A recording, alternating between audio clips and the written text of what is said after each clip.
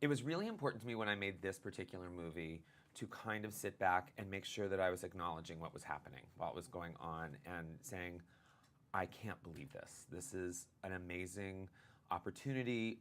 I couldn't imagine ever working with half these people and the great fortune that I had.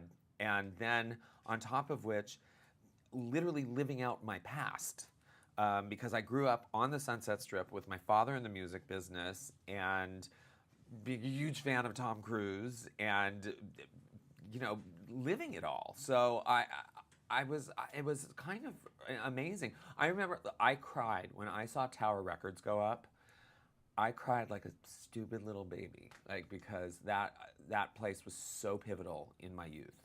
I spent so much time there, so that was crazy. And then I cried because when we first went into the interior of it, it wasn't finished, and I couldn't put my cameras anywhere. So that was a different kind of a tear, but it was crazy. I mean, this whole movie was made there. It was people don't even understand. This was an incredibly not high budget movie with an insanely tight schedule. I had, let's put it this way, I had 3 months less on this movie than I had on Hairspray to prepare and shoot.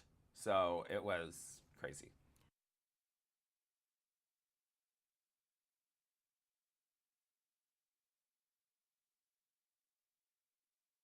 Well, what we did was we kind of compiled the greatest hits of Sunset Strip because first of all, I would have been shot or certainly banished from the city if I tried to shut the Sunset Strip down for 6 weeks.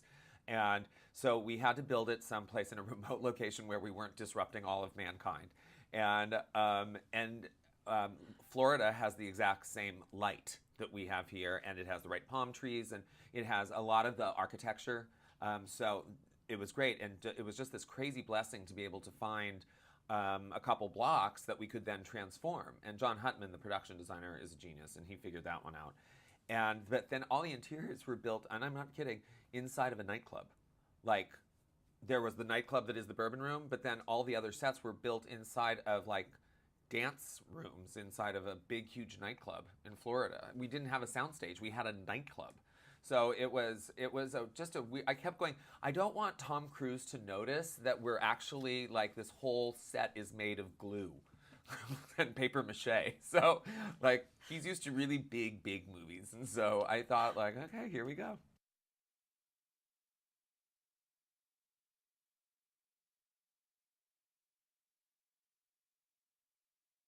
Working with him, um, plain and simple, just made me a better director.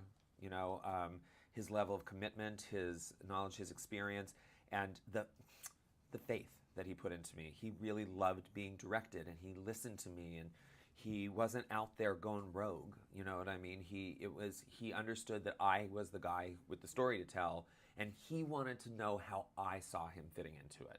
And so that kind of a partnership and that kind of faith in somebody with the career of Tom Cruise is surreal, So, but we're at work, so it doesn't feel surreal. Do you know what I mean? It was sort of the after we'd wrapped that I'd go like, did I just have Tom Cruise singing "I Want to Know What Love Is" while he's having sex on an air hockey table with Molina? Did I? Did he just really do that? Like, so I was like, I just had to process it every day, and to this day, I'm still kind of processing it because it was a pretty dramatic experience because I had so little time in the beginning that I couldn't choreograph it because I didn't have enough time. And so I got one of my great friends who's a genius, Mia Michaels, to do it. And uh, we were shooting, we were working 7 days a week. We would wrap on actually Saturday morning because we were shooting always on a Friday night, all night at like 8 in the morning. And then we would have to rehearse at like 4 in the afternoon. And then we would do the tech with all the lighting and all that stuff on Sunday. So we were legitimately working 7 days a week, hard. So it was exhausting. I looked like a something between a meth addict and a chorus person from a community theater production of Fiddler on the Roof by the end of the movie. I was crazy.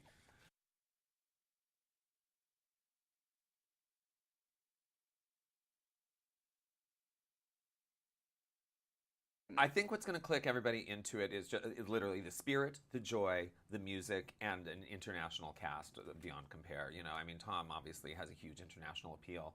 Catherine Zeta-Jones, you know, Russell Zingman, Mary J. Blige, international superstar.